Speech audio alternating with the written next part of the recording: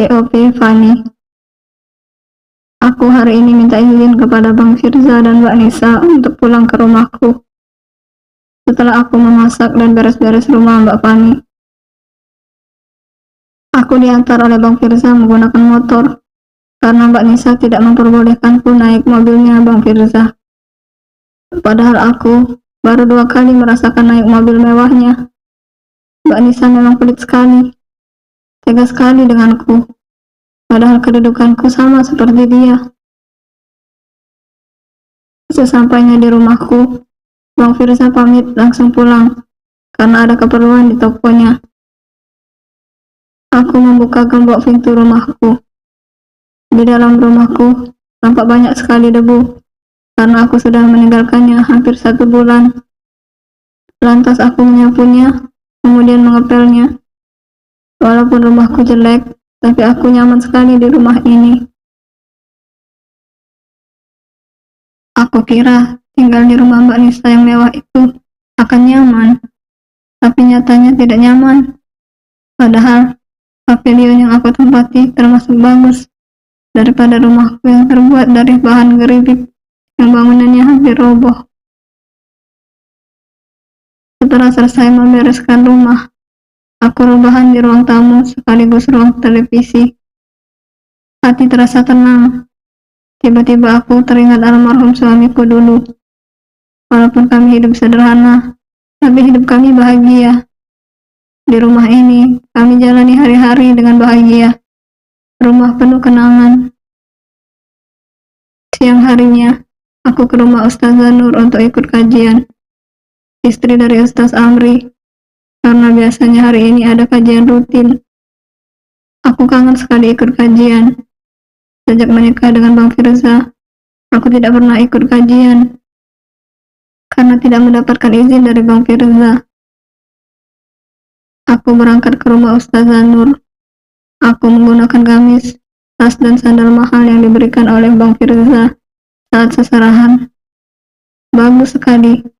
Aku ingin terlihat orang kaya saat di tempat kajian nanti. Fani kan sekarang sudah jadi istri bos kaya raya. Sesampainya di rumah Ustazah Nur, semua orang memandangku. Wah, pasti karena fashionku bagus dan mahal. Mereka pasti takjub melihat Fani sekarang. Aku mengucap salam. Mereka semua menjawab. Kemudian aku menyalami semua ibu-ibu satu persatu. Kemudian aku duduk di sebelah Tante Vika, tetanggaku yang kaya. Aku harus duduk sama orang-orang kaya biar selevel. Fani, kamu mau ikut kajian atau mau kondangan? Bisik Tante Vika menahan senyum. Ikut kajian dong Tante. Jawabku heran dengan pertanyaan Tante Vika.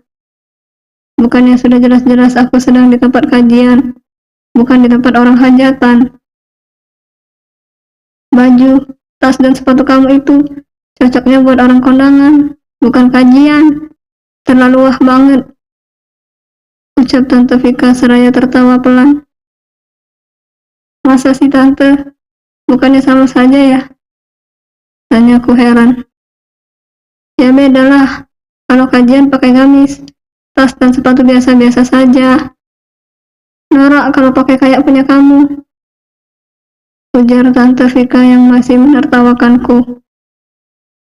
Biarin ah, tapi bagus kan Tante?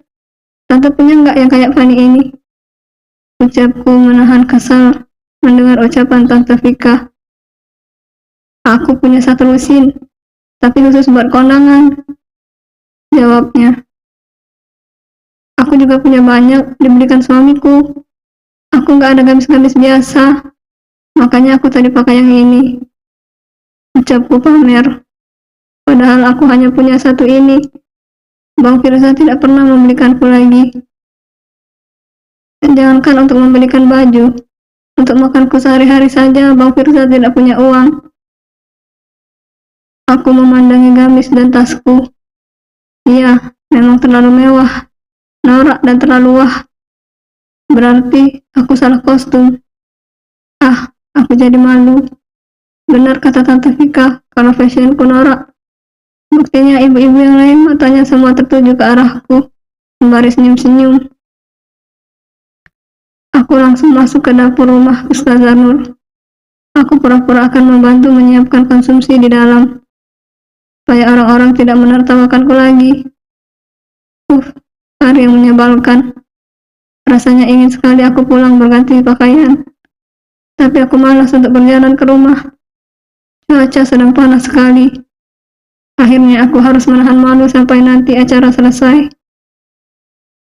Fani, ayo ikut Mbak ke mall, ajak Ustazah Nur saat aku baru selesai membantu membereskan rumahnya.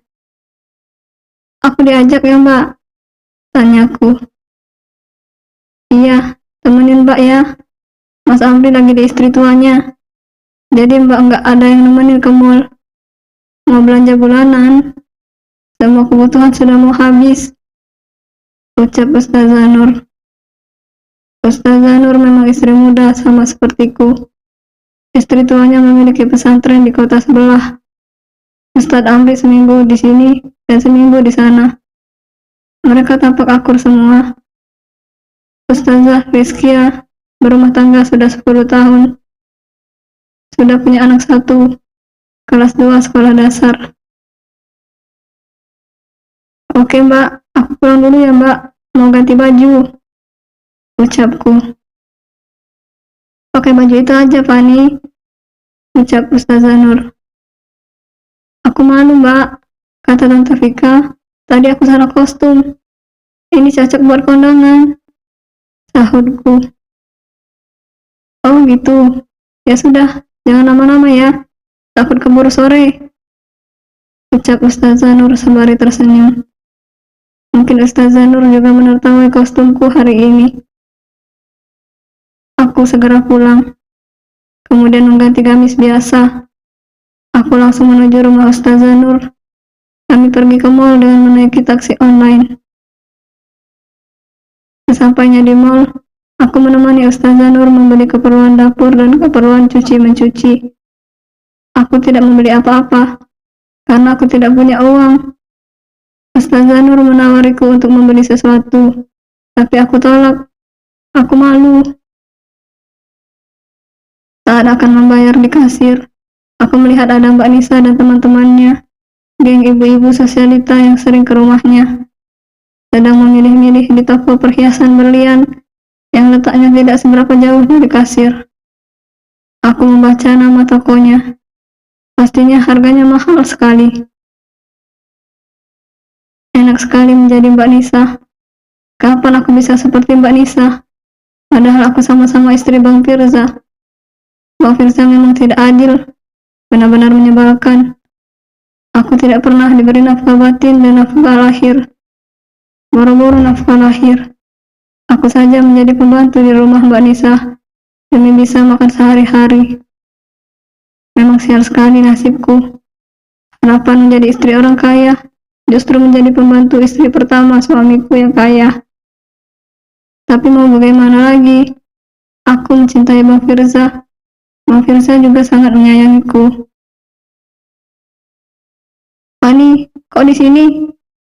Sapa Mbak Nisa saat Mbak Nisa melihat ke arahku. Iya Mbak, nemenin Ustazah Nur belanja, jawabku. Oh gitu, nanti habis maghrib langsung pulang ya, jawab Mbak Nisa. Siapa Mbak ini Fani? Tanya Ustazah Nur kepadaku. Oh, saya majikannya Fani, nama saya Nisa, ucap Mbak Nisa dengan cepat tapi ramah. Oh, saya tetangganya Fani, salam kenal ya, ucap Ustazah Nur ramah. Fani sekarang kerja ya? Tanya Ustazah Nur kepadaku. Iya, jadi pembantu saya, ucap Mbak Nisa cepat sekali. Aku hanya bisa diam. Kemudian kami pamit pulang. Mbak Nisa tega sekali mengataiku pembantunya sejak aku tinggal di rumahnya. Padahal aku madunya. POV Firza. Aku bertekad untuk mencari uang agar aku bisa memberi nafkah kepada Fani dan untuk aku berobat. Nisa sangat tega. Semua uang dipegangnya. Aku hanya diberi uang bensin 1 minggu 100.000. Aku tidak merokok, jadi aku hanya diberi pegangan uang untuk bensin saja. Aku mendaftar menjadi driver taksi online. Daripada aku kerja yang lain kan capek. Kalau driver taksi online kan tinggal duduk mengemudikan mobil saja, tidak capek. Sudah 1 minggu ini aku menjadi driver. Lumayan hasilnya. Aku mengaktifkan aplikasi hanya setengah hari saja. Kadang dapat orderan sekitar 5 orderan. Pulang bisa bawa uang sekitar 100.000 bersih untuk aku beri ke Fani. Bensin sudah aku ambil dari omset pendapatan ongkos kirim. Aku bekerja hanya setengah hari, supaya Nisa tidak curiga. Kalau ketahuan takutnya, aku tidak diperbolehkan membawa mobil lagi. Jadi aku selalu pamit bilang mau ke toko, padahal aku mau narik. Dek, abang sudah kerja. Ini hasil abang hari ini. Dek Fani jangan bilang ke Mbak Nisa ya, kalau abang sudah kerja. Ucapku ke Fani. Malam hari di hari pertama aku mulai mencari uang. Iya bang, besok bawa hasil yang lebih banyak lagi ya bang. Jawab Fani seraya mengambil uang berwarna merah dari tanganku dengan cepat. Oke dek, doakan abang rezekinya lancar ya, supaya bisa berobat lagi ke dokter yang lebih bagus, supaya abang segera sembuh. Jawabku mengelus-elus rambut panjangnya. Aku menyayangi Fani walaupun aku belum bisa memberi nafkah batin kepadanya. Fani lebih cantik, bohai dan penurut. Tapi aku juga menyayangi Nisa, istri pertamaku. Nisa sosok yang pintar, tegas dan membuatku bisa sukses. Walaupun kurang penurut. Nisa tipe istri yang punya pendirian kuat dan mandiri. Memang abang kerja apa? Tanya Fani. Jadi driver taksi online dek.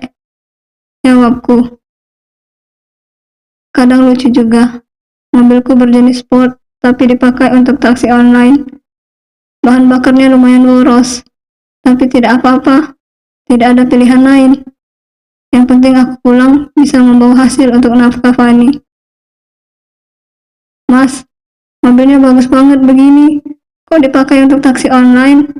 Apa nggak sayang? Penumpang seorang tante-tante yang kelihatannya genit bertanya padaku. Dia duduk di kursi penumpang di sebelahku. Iya mbak, biar penumpangnya puas dan nyaman. Jawabku ramah. Oh gitu ya mas, sudah punya istri atau belum? Masih muda, mobilnya bagus. Sudah sukses ya? Tanyanya mendayu-dayu dan mengedip-ngedipkan matanya ke arahku. Aku risih sekali melihatnya. Sudah dong mbak, sudah ada 2.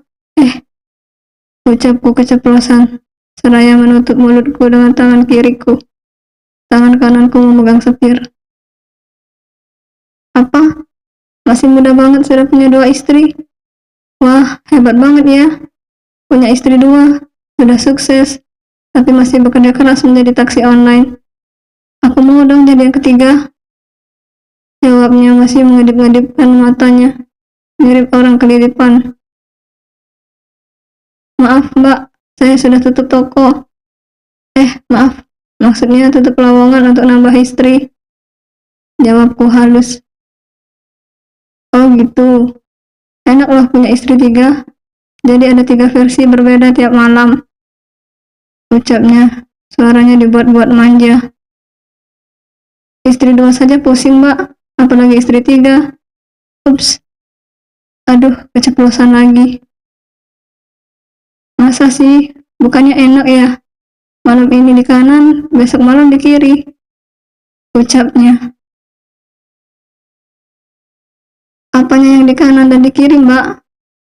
Tanyaku tidak maksud dengan ucapannya. Tidurnya lah mas. Hehehe. Ah, mas ini pura-pura polos. Punya istri 2, nggak polos lagi pastinya. Jawabnya tertawa. Bener nih, nggak mau nambah lagi. Mas ganteng loh. Belum ada 30 tahun ya umurnya. Masih kelihatan imut-imut. Ucapnya dengan bibir dimonyong-monyongin, mirip mulut bebek. Enggak mbak, maaf saya mau konsentrasi nyetir dulu ya mbak. Takut kenapa-kenapa, soalnya jalan lagi ramai. Ucapku mengalihkan pembicaraan. Lama-lama jengah juga ngobrol dengan tante-tante genit ini. Beruntung dia langsung diam dan memainkan ponselnya. Ada-ada saja tingkah penumpang. Tiap hari pasti berbeda-beda. Ada bapak-bapak galak, ada cewek cantik judes, ada cowok-cowok genit, yang seringnya tante-tante genit seperti tadi. Sabar, sabar, demi selembar rupiah. Bang, dari mana tadi? Kok mobilnya bawa parfum cewek? Tanya Nisa sore ini, saat aku mengajaknya kondangan ke acara pernikahan temanku. Nisa baru duduk di bangku penumpang di sampingku. Aku gugup, bingung mau jawab apa. Tadi penumpangku yang terakhir cewek anak kuliahan. Parfumnya menyengat banget, sampai aku bersin satu kali. Ternyata wanginya masih ada sampai sekarang. Ini parfum mobil yang baru, yang diletakkan di belakang itu, dek. Memang wanginya mirip parfum. Tadi pas beli ke minimarket, cuma ada yang wangi itu. Wangi yang biasanya lagi kosong. Jawabku sedikit terbata, tapi sok yakin. Biar Nisa percaya. Oh gitu, wanginya enak juga. Jawab Nisa. Ah, lega sekali Nisa tidak curiga. Aku seperti habis keluar dari sarang ular. Nisa sekarang menjadi sosok wanita yang menyeramkan. Aku menjadi takut kepadanya. Sejak aku menikah lagi. Semua keuangan dan harta kami, Nisa yang mengendalikan. Aku tidak bisa berkutik. Salahku sih dari awal semua aset atas nama Nisa. Nisa memang tegas, sangat susah dikendalikan. Apalagi terakhir kemarin, saat ada teman kuliahnya main ke rumah. Mereka membicarakan mantan Nisa. Aku jadi panas. Takut Nisa bermain api di belakangku.